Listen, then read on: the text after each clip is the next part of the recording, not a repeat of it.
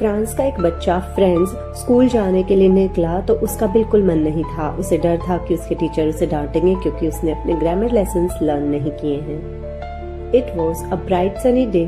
पेड़ों पर birds chirp कर रही थी और खुले मैदान में प्रशियन सोल्जर्स ड्रिल कर रहे थे। हर दिन की तरह टाउन हॉल के सामने वाले बुलेटिन बोर्ड पर कुछ नई न्यूज लगी थी। पिछले कुछ महीनों से वही बोर्ड हर बार कोई दुख भरी खबर लाता था, जैसे सेना के ऑर्डर्स या हार की अपडेट्स। फ्रेंड्स स्कूल के लिए लेट हो रहा था तो वह जल्दी जल्दी रास्ते में दौड़ता हुआ गया। जब वह क्लास में पहुंचा तो उसने देखा कि आज सब कुछ अनयूजुअली साइलेंट था, जैसे कोई संडे मॉर्निंग हो। आमतौर पर तो क्लास में हलचल होती थी, चौक की आवाज, बच्चों का लाफ्टर, बेंचेस का शोर, लेकिन आज सब कुछ बिल्कुल शांत था। एम हैमिल, उनके टीचर, ने अपना special green coat, frilled shirt और ब्लैक एम्ब्रॉयडर्ड सिल्क कैप पहनी थी, जो वो सिर्फ इंस्पेक्शन या फंक्शंस के दिन पहनते थे। क्लास के पिछले बेंचों पर विलेज के एल्डर्स भी बैठे थे, जिनके चेहरे बहुत सीरियस थे। फ्रेंड्स ने सोचा कि ये सब क्या हो रहा है।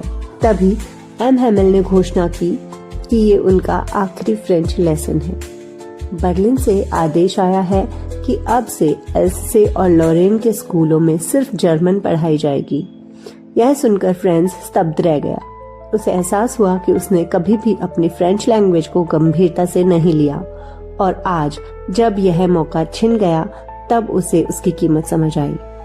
एम हैमिल ने कहा कि फ्रेंच दुनिया की सबसे सुंदर भाषा है, सबसे लॉजिकल और सबसे क्लियर। उन्होंने बताया कि जब लोग अपनी भाषा और संस्कृति के प्रति वफादार रहते हैं तो उन्हें एनस्लेव करना मुश्किल होता है। फ्रेंड्स को याद आया कि कैसे उसने स्कूल से बंक किया था।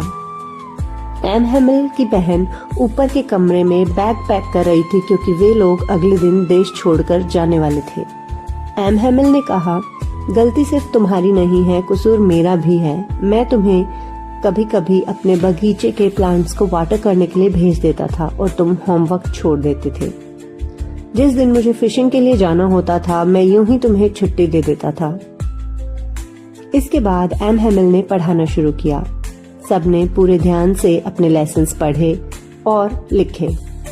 आखिर में जब घंटी बजी, एम हैमिल ने ब्लैक बोर्ड पर चौक से बड़े अक्षरों में लिखा, वी विल लव फ्रांस, जिसका मतलब है लॉन्ग लिव फ्रांस, फ्रांस जिंदाबाद। गला भर आया और उन्होंने सिर्फ इशारे से सभी को जाने के लिए कहा।